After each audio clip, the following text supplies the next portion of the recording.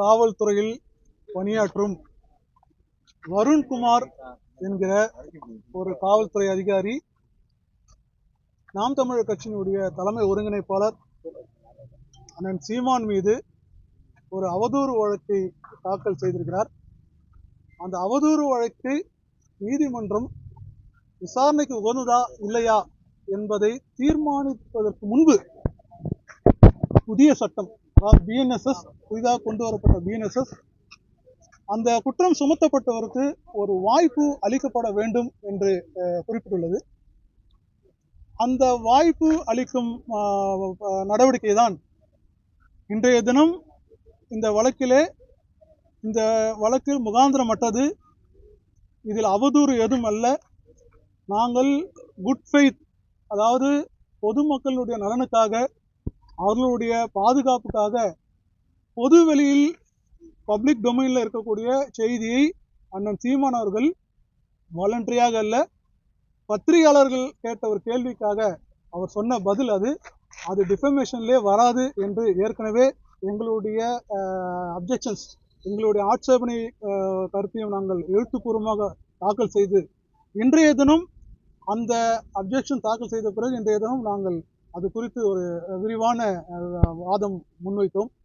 அந்த வாதம் முன்வைக்கப்பட்டதில் முதல் விஷயமாக இந்த நீதிமன்றத்துக்கு இந்த வழக்கை எடுத்துக்கொள்வதற்கு ஜூரிஸ்டிக்ஷன், அதாவது வரம்பு கிடையாது. ஏனென்றால் 225 of the BNSS very clear that before issuing summon to a person who is residing far away places not within the jurisdiction of the Honorable Magistrate Court, he should be, before issuing summon, the magistrate should conduct an inquiry whether the complaint is false, whether the complaint got sufficient ground. Only after that, only after satisfaction of the learned magistrate, then only he can proceed. Because this provision has been inserted by this new code as well as in the old code only to prevent the filing of the false cases against a person who is residing in faraway places for the purpose of harassment. For the purpose of harassment, only for prevention, such the provision has been enacted. But this code, we pointed out that such a process was not taken and the 202 proceedings were not conducted. Therefore, it's a violation of the provision. Therefore, the complaint is not at a maintenance. Thereafter, அதன் பிறகு அந்த நீதிமன்றத்துக்கு இதை எடுக்கக்கூடிய வரம்பு கிடையாது என்பதை எடுத்துரைத்தோம். அதன் பிறகு இந்த நீதிமன்றம் இப்பொழுது உள்ள மெட்டீரியல்ஸ், இந்த வெரி அதாவது ப்ரீ காக்னிசன்ட் ஸ்டேஜ் சொல்லுவோம், இன்னும் அவர் குற்றவாளி என்று அதாவது குற்றம் சுமத்தப்பட்டவர் என்று அந்த நீதிமன்றம் முடிவெடுக்கவில்லை. அதாவது காக்னிசன்ஸ் எடுத்த பிறகுதான் அவர் அக்யூஸ்டா, அதாவது குற்றம் சுமத்தப்பட்டவராக கருதப்படுவார் நீதிமன்றத்தால். அவர் அண்ணன் சீமான் அவர்கள் இதுவரை குற்றம் சுமத்தப்பட்டவர் என்று கருதப்படவில்லை நீதிமன்றத்தால். இன்றைய ஸ்டேஜ் வரை ப்ரொபோஸ்ட் அக்யூஸ்ட், அதாவது ஒருவேளை சுமத்தப்படலாம் அப்படின்ற நிலைமையில தான் இருக்கு. அதை நாங்கள் குறிப்பிட்டோம். இந்த நீதிமன்றம் இப்போ அவருடைய கம்ப்ளைண்ட்ஸு, அவருடைய எவிடன்ஸு, மற்ற எவிடன்ஸ் PW 1 to 3 இதெல்லாம் நீங்கள் பார்க்கும்போது இது டிஃபமேஷன்லேயே வராது. இதில் வேரியஸ் எக்ஸப்ஷன்ஸ், அதாவது ஒரு ஸ்டேட்மெண்ட் கொடுத்தா என்னென்ன எக்ஸப்ஷன்ஸில் அது டிஃபமேஷனாக இருக்க முடியாது அப்படின்னு சட்டம் சொல்லுது. அதை நாங்கள் வலுவாக முன்வைத்தோம். அது மட்டும் இல்லாமல் எங்களுடைய மிக முக்கியமான வாதம் என்னவென்றால், என்னுடைய நற்பெயர் கெட்டு விட்டது என்று ஒரு நபர் சொல்லும் போது, அது யாரா இருந்தாலும், அவர் பெரிய அதாவது ஒரு பெரிய உயர் அதிகாரியிலிருந்து ஆட்டோக்காரன் இல்லை மற்ற எந்த சீஜ்மெண்ட்டை சேர்ந்த எந்த வாழ்க்கை தரம் கொண்ட மக்களாக இருந்தாலும், என்னுடைய பெயர் கெட்டுவிட்டது இவர் கொடுத்த பேட்டினால் அல்லது இவர் கொடுத்த ஸ்டேட்மெண்ட் அல்லது இவர் எழுத்தினால் என்னுடைய பெயர் கெட்டுவிட்டது என்று சொல்வாரானால் முதலில் அவருக்கு ஒரு நற்பெயர் இருக்கும். அந்த நற்பெயர் என்பது இந்த வழக்கிலே இந்த புகார்தாரருக்கு 2015 இல்லை என்பதை நாங்கள் 2 ஜட்மெண்ட்ஸ், அதாவது அவருடைய முன்னாள் அவருடன் பழகி என்னை ஏமாற்றி விட்டார் என்று குற்றம் சுமத்திய ஒரு பெண்மணி அளித்த புகாரின் அடிப்படையில் அவர் மீது பதியப்பட்ட வழக்கு, அந்த வழக்கு விசாரணை செய்யப்பட்டு அது உரிய முறையில் விசாரிக்கப்பட்டு குற்றப்பத்திரிகை தாக்கல் செய்யப்பட்டு சைதாப்பேட்டை நீதிமன்றத்தில் 9வது நீதிமன்ற நிலுவையில் இருக்கும்போது அவர் நீதிமன்றத்தில் ஆஜராகவில்லை என்ற ஒரு காரணத்துக்காக சிறையில் தள்ளப்பட்ட அந்த செய்திகளையும், அது மட்டும் இல்லாமல் இந்த வழக்கில் வந்து சென்னை உயர்நீதிமன்றம் பிற்பாடு 2018 அந்த வழக்கை தள்ளுபடி செய்தாலும் அது பாதிக்கப்பட்ட பெண் உச்சநீதிமன்றத்துக்கு அந்த வழக்கை கொண்டு சென்று அந்த வழக்கில் உச்சநீதிமன்றம் மிக தெளிவாக காம்ப்ரமைஸ் ஆன வந்து ஒரு காரணத்தால் உச்சநீதிமன்றத்தில் நாங்கள் வந்து சமாதானமாக போகிறோம் என்று இருதரப்பும் சொன்ன காரணத்தால் அங்கே வந்து இந்த வழக்கில் வந்து என்ன முடிவெடுக்கப்பட்டது என்றால் டேர்ம்ஸ் ஆஃப் வந்து செட்டில்மெண்ட் சுப்ரீம் கோர்ட் சொல்லும்போது முதல் வந்து டேர்ம்ஸ் ஆஃப் செட்டில்மெண்ட்டை என்ன சொல்லுதுன்னா உயர்நீதிமன்றம் கொடுத்த தீர்ப்புகள் அப்சர்வேஷன் அனைத்தும் தள்ளுபடி செய்யப்படுகின்றன. என்ன அர்த்தம்னா அப்போ ஒரிஜினலா குற்றச்சாட்டு காவல்துறை தாக்கல் செய்த சைதாப்பேட்டை நீதிமன்றத்தில் தாக்கல் செய்யப்பட்ட குற்றச்சாட்டு உண்மை என்பதை உச்ச நீதிமன்றம் உறுதிப்படுத்துகிறது. ஏனென்றால் அது பொய் என்று உயர்நீதிமன்றம் தள்ளுபடி செய்ததை அந்த உத்தரவை தள்ளுபடி செய்திருக்கிறது உச்சநீதிமன்றம். ஆகவே இது வந்து அவருடைய அந்த குற்றச்சாட்டு அனைத்து உண்மை என்பதை உச்சநீதிமன்றம் உறுதிப்படுத்தியிருக்கிறது. அதன் பிறகு அந்த வழக்கு உச்சநீதிமன்றத்தால் தள்ளுபடி செய்யப்படுகிறது. என்ன காரணம் தள்ளுபடி செய்யப்படுதுன்னா in view of the compromise not on மெரிட்ல வந்து அது உச்சநீதிமன்றம் அந்த வழக்கை தள்ளுபடி பண்ணல.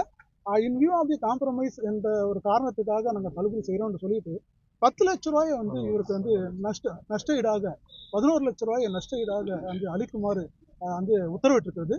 அந்த 11 லட்சத்தை வந்து அந்த புகார்தாரர் அவர் அந்த பெண்மணி வாங்க மறுத்த காரணத்தால் அது வந்து அங்க உள்ள ஒரு அசோசியேஷனுக்கு அந்த பணம் அளிக்கப்பட்டது. இது இந்த சுப்ரீம் கோர்ட் உத்தரவையும் உயர்நீதிமன்ற உத்தரவு மற்றும் சுப்ரீம் கோர்ட் உத்தரவு இரண்டுமே நாங்கள் வந்து சமர்ப்பித்திருக்கோம். ஆகவே a person who says that I got fame, we say that he got no fame. By we produce those two judgments by the Honorable High Court and the Supreme Court, which very clearly says that the person is on the associations are true. Sir நீங்க சொல்றது வந்து jurisdiction இல்லைங்கிறீங்க sir. சைபர் செக்யூரிட்டில எங்க வேணாலும் all over Tamil Nadu எங்க வேணாலும் case போடலாம் sir. இல்ல அது நீங்க சொல்றது வேற ஒரு கேசஸ்ல போடலாம். டிஃபமேஷன் கேசஸ்ல ஜூரிஸ்டிக்ஷன் ரொம்ப முக்கியம். நீங்க இங்க இருந்துகிட்டு நீங்க வந்து ஜம்மு காஷ்மீர்ல ஒருத்த மேல போட முடியுமா? இல்ல அதுதான் கேட்கறேன். இப்போ நான் அதுதான் கோர்ட் என்ன சொல்லுதுன்னா அதுக்குதான் வந்து அதுக்கு முன்னாடி ஜூரிஸ்டிக்ஷன் இருக்கா இல்லையான்னு நீங்க வந்து விசாரிக்கிறதுக்கு நீங்க வந்து 225 வந்து நீங்க வந்து கம்ப்ளைண்ட் பண்ணணும். அது முதல்ல ஒரு என்கொயரி பண்ணுங்க, அப்புறம் அவரை கூப்பிடுங்கன்னு சொல்லுது. இவங்க என்னன்னா அந்த என்கொயரி பண்ணாம கூப்பிட்டதான் தவறு நம்ம சொல்லுவோம். இல்ல அதோட ஒரு தகவலையும் சொல்றேன். இன்னொரு வலுவான ஒரு வாதமும் நாம முன் வச்சோம். என்னன்னா வந்து இவர் கொடுத்த அதாவது இவர் வந்து விசாரிக்கப்பட்ட பிறகு இவர் வந்து 2-3 சாட்சிகளை வந்து ப்ரொடியூஸ் பண்றாரு, அதாவது கூட்டு வராரு. அதுல ஒரு சாட்சி கார்த்திக் ராஜா என்ற ஒரு சாட்சி. அவர் வந்து என்னன்னா நீதிமன்றத்துல வந்து ஏறி சாட்சி சொல்லும் போது கையில ஒரு பேப்பர் வச்சுட்டு படிக்கிறாரு. பேப்பர் வச்சுட்டு படிக்கும்போது நீதிபதி அந்த பேப்பரை கொண்டு போய் என்ன பண்றாருன்னா அவருடைய வழக்கறிஞர்கிட்ட அதை கொடுக்குறாரு. அந்த வழக்கறிஞர் என்ன பண்றாருன்னா அந்த பேப்பரை வந்து அப்படியே கொண்டு போய் வந்து நீதிபதிக்கு கொடுக்காம அதை கிழிச்சு கொண்டு போய் கொடுத்தாரு. இது நான் சொல்லலைங்க, இது என்னோட அலிகேஷன்லாம் கிடையாது. ஒட்டுமொத்தம் அந்த நீதிபதி ரெக்கார்ட் பண்ணியிருக்காரு. அந்த எவிடன்ஸ் அந்த கார்த்திக் அந்த ரெக்கார்ட் பண்ணும்போது இதை வந்து அது வந்து 5 வரியில இது மொத்தமா சொல்லியிருக்காரு. நான் கேட்கும்போது கிழிச்சு கொண்டு வந்து கொடுத்தாரு.